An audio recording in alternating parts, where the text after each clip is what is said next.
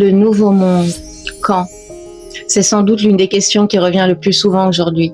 Quand le nouveau monde apparaîtra-t-il?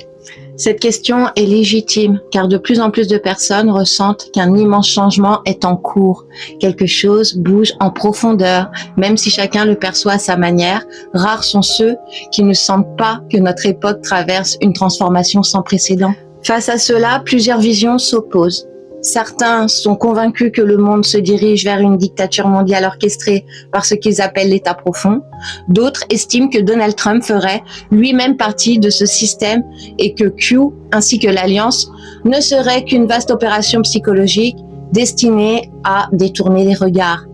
Et puis, il y a l'immense majorité de ceux qui vivent au rythme de l'actualité, absorbés par les préoccupations du quotidien, sans imaginer qu'un processus plus vaste puisse être à l'œuvre derrière les événements. Ces différences de perception sont normales. Elles reflètent l'état de conscience, l'expérience de chacun et la manière dont chacun interprète ce qu'il voit. Mais revenons à la question essentielle. Quand le nouveau monde apparaîtra-t-il? Peut-être que la véritable réponse est celle que beaucoup refusent encore d'entendre. Il n'attend pas demain. Il est déjà en train de naître. Seulement, cette naissance ne ressemble pas à ce que l'on imagine. Beaucoup attendent un événement spectaculaire, un instant précis où tout basculerait d'un seul coup. Pourtant, les grandes transformations de l'histoire ne se produisent presque jamais ainsi. Elles avancent silencieusement avant de devenir soudain évidentes. C'est précisément ce qui rend cette période si difficile à comprendre. Même parmi ceux qui savent depuis longtemps les informations liées à Q ou à l'Alliance, certains traversent aujourd'hui des périodes de doute. Les tensions internationales, les fractures culturelles, les difficultés économiques et l'accumulation des crises peuvent donner le sentiment que tout s'effondre. D'autres choisissent un discours très alarmiste parce qu'ils pensent qu'une seule prise de conscience brutale peut réveiller ceux qui dorment encore. Toutes ces réactions font partie du même mouvement. Elles poussent chacun à se questionner et à regarder le monde autrement. Pour ceux qui considèrent que le basculement est déjà engagé, l'actualité prend une toute autre dimension. Ils ne voient plus une simple succession d'événements, mais un immense processus de révélation. Dans cette lecture, les mécanismes de l'ancien système deviennent de plus en plus visibles afin que chacun puisse les observer par lui-même. Ce qui était autrefois caché apparaît progressivement au grand jour, non pour imposer une vérité, mais pour permettre à chacun de tirer ses propres conclusions. Car l'être humain s'attache naturellement à ce qu'il connaît, même lorsque cela le fait souffrir. Il critique volontiers le système dans lequel il vit, mais il continue souvent de s'y accrocher parce qu'il représente un cadre familier.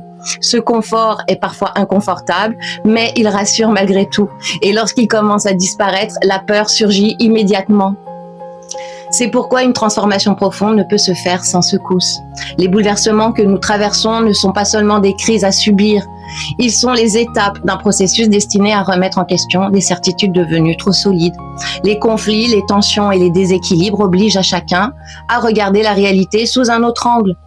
Il invite à sortir des automatismes pour retrouver sa propre capacité de discernement. Voilà pourquoi beaucoup se trompent en imaginant que le nouveau monde apparaîtra un matin comme par magie. Il ne descend pas du ciel, il prend forme à travers chaque remise en question, chaque éveil de conscience et chaque choix différent posé aujourd'hui.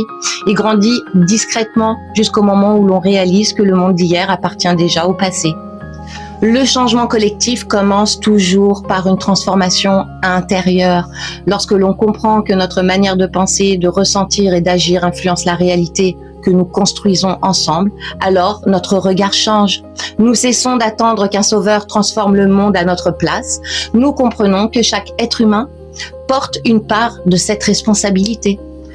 Dans cette perspective, l'Alliance terrestre, stellaire et céleste accompagne cette évolution en soutenant l'éveil des consciences. Son rôle n'est pas de faire le travail à notre place, mais de créer les conditions permettant à chacun d'aller jusqu'au bout de sa propre réflexion, jusqu'à ce moment décisif où quelque chose bascule définitivement en lui. Alors vient cet instant où le cœur parle plus fort que la peur, cet instant où l'on dit avec une conviction profonde « ça suffit ».